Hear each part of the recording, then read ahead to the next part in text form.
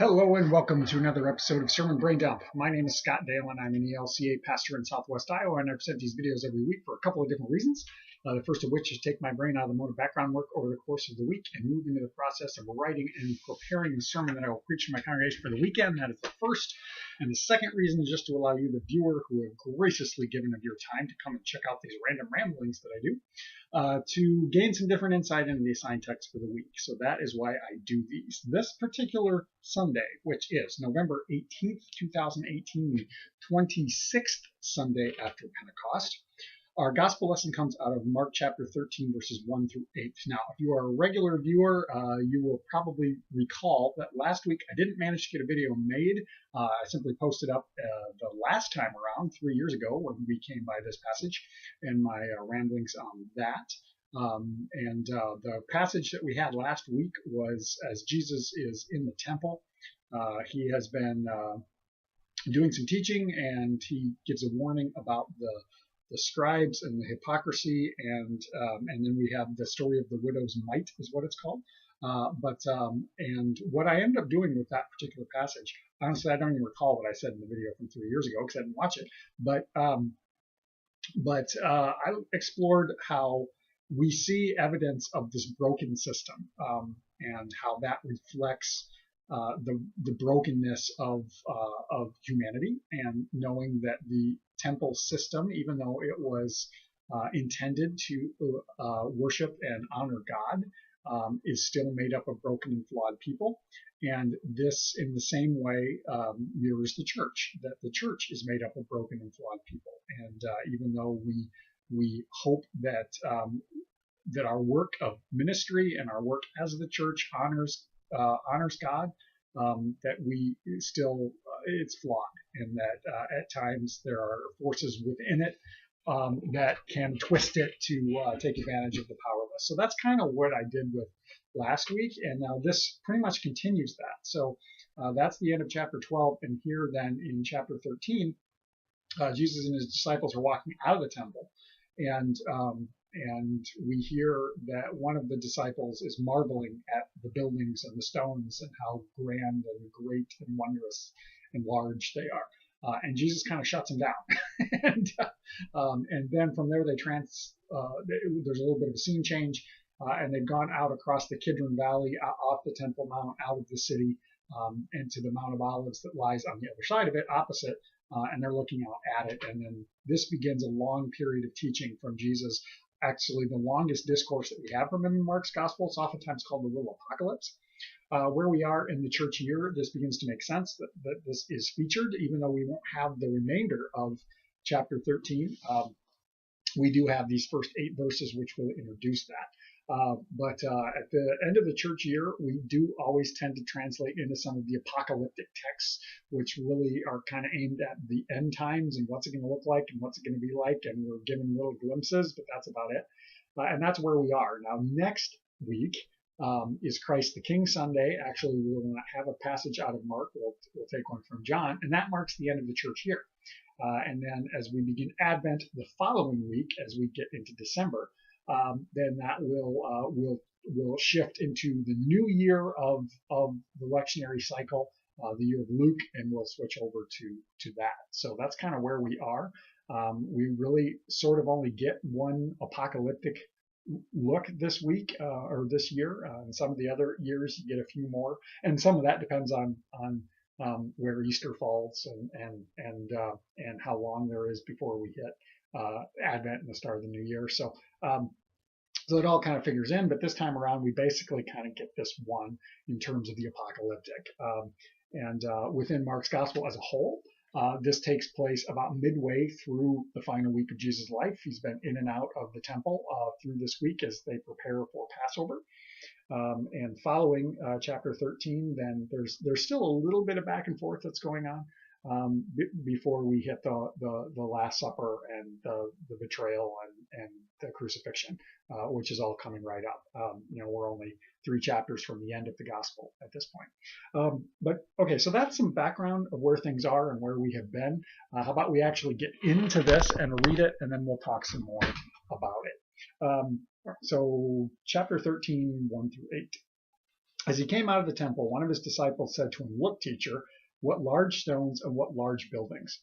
Jesus asked him, "Do you see these great buildings? Not one stone will be left upon another, all will be thrown down." When he was sitting on the Mount of Olives opposite the temple, Peter, James, John, and Andrew asked him privately, "Tell us, when will this be, and what will be the sign that all these things are about to be accomplished?"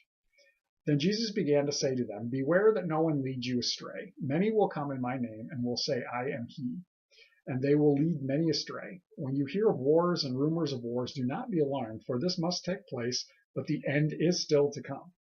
For nation will rise against nation, and kingdom against kingdom. There will be earthquakes in various places. There will be famines. This is but the beginning of the birth pangs." Okay, so that's what we're reading. And then, there's other stuff coming still, but that's what we're reading today. So a couple of thoughts about this little introduction as they're walking out of the temple.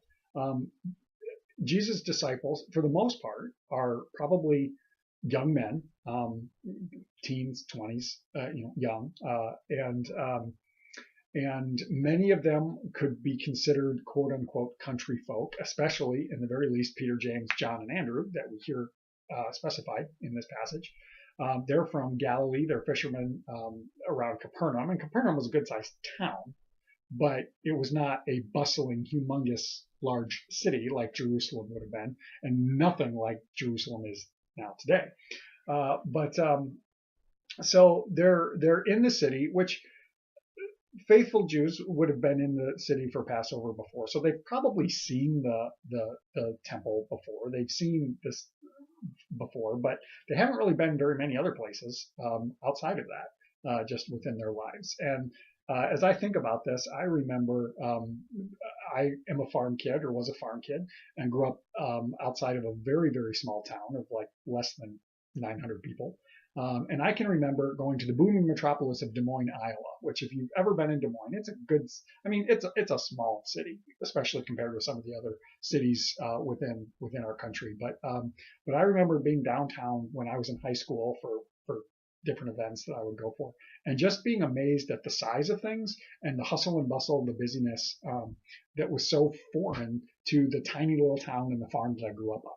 So I can kind of understand the apparent stance of whichever one of the disciples this is. We don't know which one makes this comment. It's one of the 12. But so they're marveling, and Jesus is kind of like, "Well, let me tell you what's going to happen here." Now, it's worth noting that it's thought that Mark was written about the year 70-ish, give or take. Scholars can't quite agree if they think that the destruction of the temple at the hands of Rome had already happened by the time Mark is written or not. Most think it probably had been, but they're not quite sure. But it's likely that the temple was actually already destroyed by the time Mark recorded this. So Mark's audience would probably have that, like, that's common knowledge. It's already been destroyed. But for Jesus and the disciples, it hadn't happened yet. And so I think about the tendency that we have when we see something massive, whether it's man-made or not, just that it seems like to us, it seems immovable. It seems indestructible, perhaps. I think about different examples, like if you've ever seen the movie Titanic, there's a scene where they're just getting on the boat, and one of them says something along the lines of, "This is the greatest ship ever built, and not even God himself could sink this ship." Divine foreshadowing, not divine, but foreshadowing, because we all know what happened to Titanic. I think of it in terms of when I've looked at skyscrapers. I can remember, for instance, standing at the base of what was then called the Sears Tower in Chicago. Now they call it the Willis Tower, and just looking up and being amazed at how huge it is, or standing at the base of a mountain, looking up. I've mentioned before that there's a mountain in Colorado that I've hiked and climbed several times, and you look at that and you think, "Wow, I'm going up there? That's crazy." Or think about this is going back a ways, but think about the Twin Towers. They were a marvel of human achievement and human construction, and yet they got knocked down and they don't exist anymore. So that seems to be the sense that Jesus is portraying here to the disciples. Like, the disciples think this temple is so amazing, and this was the second temple. This had been basically completed by Herod the Great a generation before. And it was massive. It was greater even than the first temple built by Solomon, like 900 years earlier. And also, to their perspective, this is the temple that honors God. And so how could it ever be destroyed? And yet it was. If you go to Jerusalem today, the only remaining structure is what they call the Western Wall or the Wailing Wall, which I saw last spring when I was there. And even those stones are big. As I look at my desk that my computer is sitting on as I record this, those stones are roughly the size of my desk. And I shudder to think how much that would weigh. And yet you can see how worn they are, the original stones. And some of the stones within the temple that have been excavated are massive, like 10 by 20 feet. I mean, giant single stones that are incredible. And like, how could they ever put those into place? They didn't have cranes. They didn't have modern equipment like we have. So how did they do that? And it's a feat of engineering. So no wonder the disciples were amazed by it. And yet Jesus reminds them that it's temporary, that it will come to a close.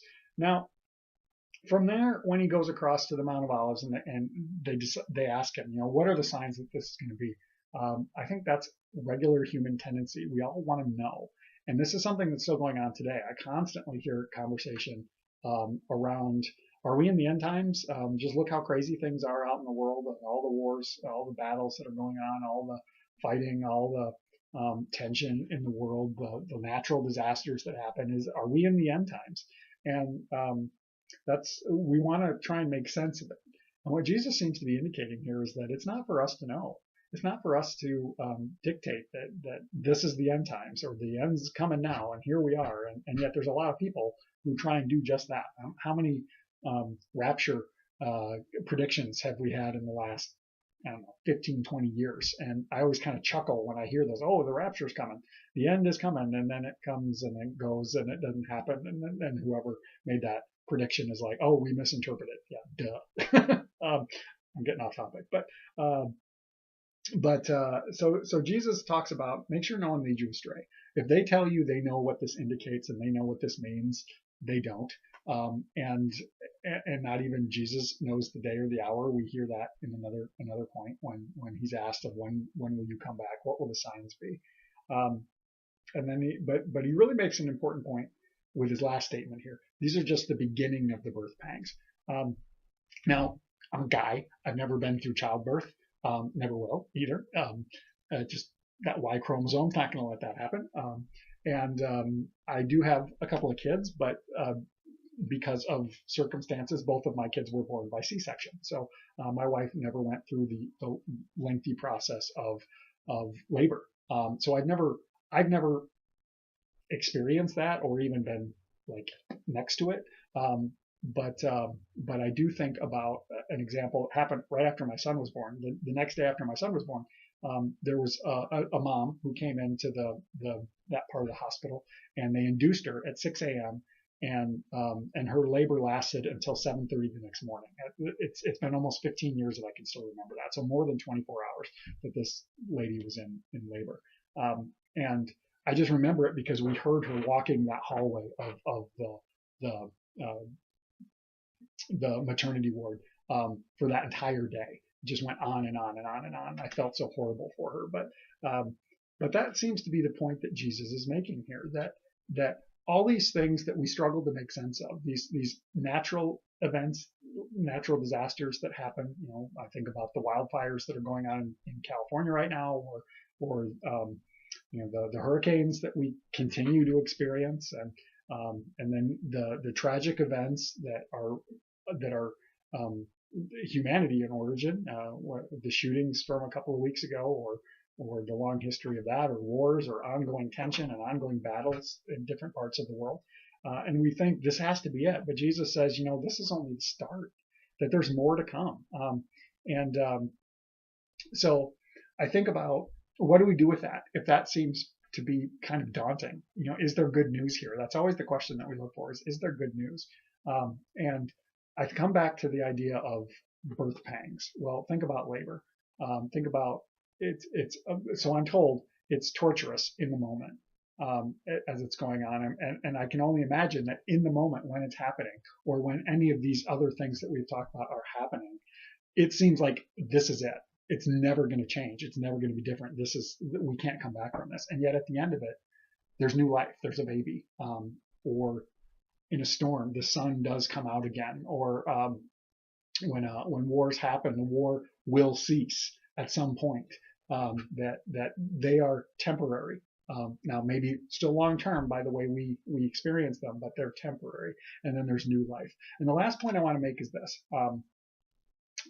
As I think about it and looking for hope in the middle of this. The point that they went across and they sat on the Mount of Olives is important from a geography standpoint. If you're familiar with the layout of the Temple Mount and the Mount of Olives, even as they are today, there's a graveyard. The Kidron Valley is what separates it. And it's a giant graveyard on both sides, the whole darn thing. I mean, there's other little things that are dotted around in there, but it's a giant graveyard. And would have been in Jesus' time as well. And so even as they're talking about the destruction of the temple, if it has already happened, that there would have been people who died in that Roman attack that were buried right there in this graveyard, that they're looking across from the top of the Mount of Olives over at the Temple Mount. And the Temple Mount was the source of hope for them. You know, that was the idea of this is where God is, and this is where we go to find God. And God is the source of ultimate hope, hope for the future, hope for the age that is to come, the new heaven, the new earth that has been promised, however we want to refer to it.